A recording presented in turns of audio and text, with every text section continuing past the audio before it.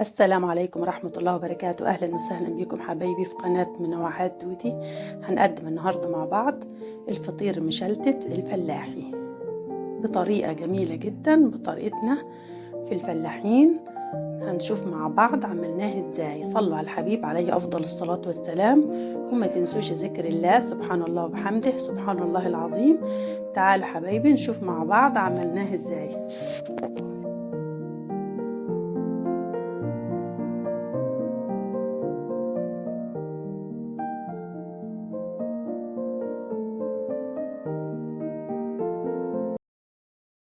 طبعا العجينة دقيق ومية وملح فقط لا غير، مفيش أي إضافات تانية، يعني دقيق ومية وملح بس.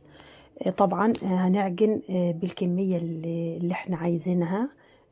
طبعا الدقيق والمية ملهمش أي مقادير، هتعجني بالكمية اللي انت عايزاها، والدقيق بياخد مقدار مية حسب احتياج الدقيق. كلنا عارفين عجينة المشلتت.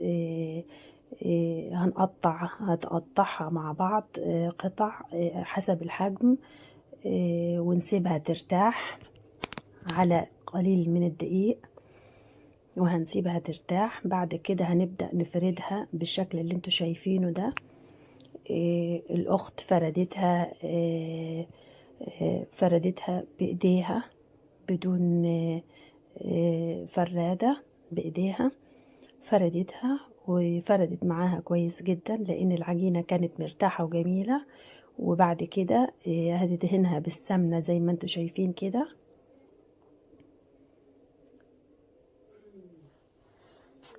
هنديها سمنة حسب الاحتياج بتاعها علشان تكون معانا مورقة وجميلة.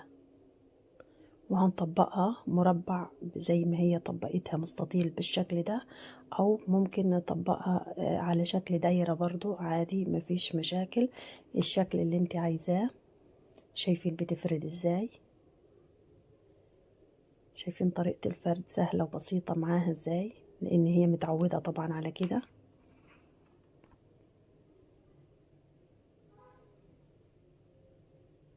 ده فطير مشلتت فلاحي بسيط جدا.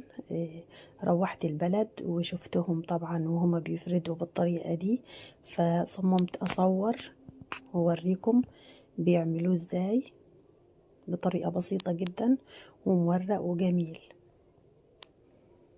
فردت الواحدة بالشكل ده زي ما انتوا شايفين، بتشدها علشان تبقى خفيفة وجميلة. وبعد كده ترش السمنة زي ما انتوا شايفين كده، هتديها سمنة حسب الاحتياج بتاعها.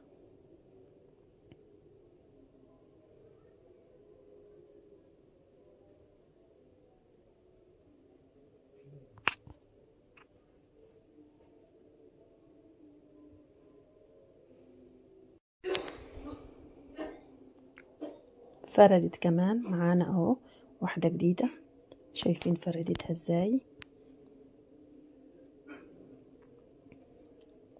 شايفين خفيفة وجميلة ازاي؟ طبعا هي العجينة كل ما ترتاح كل ما تتفرد معانا بكل سهولة.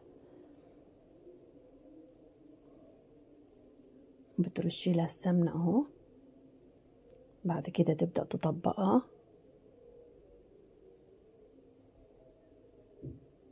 وبين كل تطبيقة والتانية هترش سمنة علشان تطلع معانا مورقة وجميلة.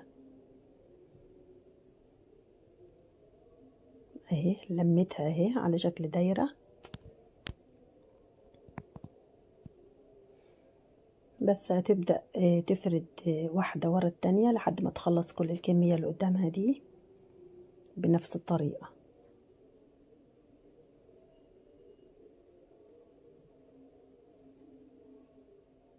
ما شاء الله هم بيشتغلوا علشان بكل ثقة، لأنهم شايفين بتعمل في الفطيرة ازاي ومش خايفة انها تتقطع معاها، لأنهم هم متعودين على كده.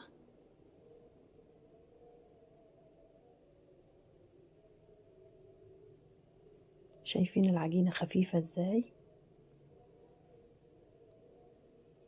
ترشي لها السمنة وتلمها زي ما شفنا قبل كده.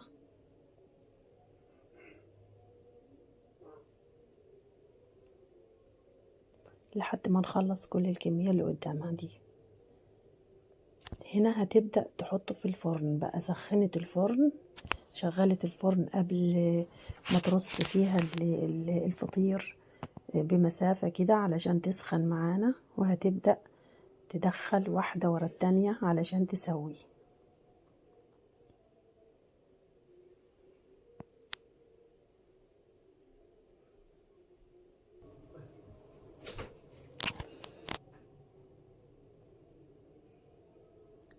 هتفرد واحدة ورا التانية وترصها في الفرن.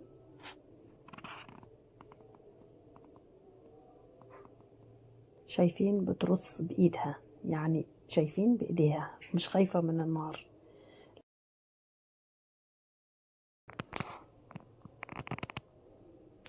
ما شاء الله، شايفين الفطير حلو ازاي ومن جوه مورق وجميل.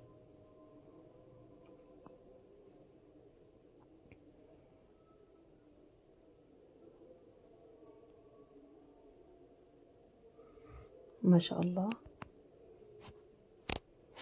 يا رب الفيديو يعجبكم. ما تنسوش لايك وشير واشتراك للفيديو تشجيعا منكم، وما تنسوش صلوا على الحبيب عليه أفضل الصلاة والسلام. سبحان الله وبحمده، سبحان الله العظيم.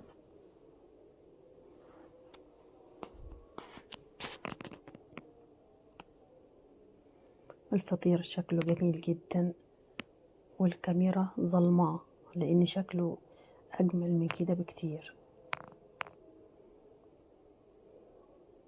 شايفين من تحت لونه حلو ازاي.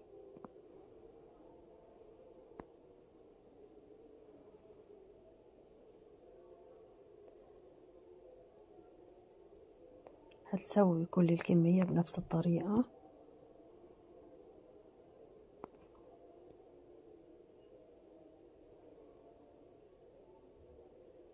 يا رب الفيديو يعجبكم.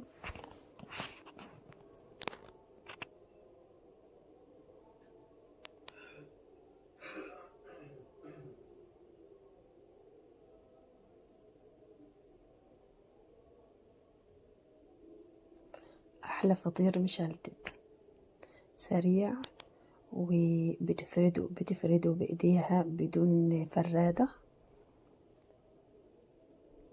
ما شاء الله.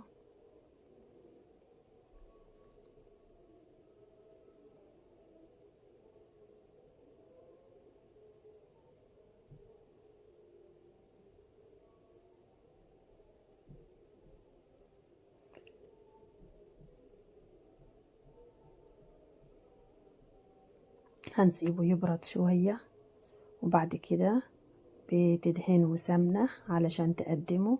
لازم تحط له سمنة تاني على الوش بعد التسوية قبل التقديم.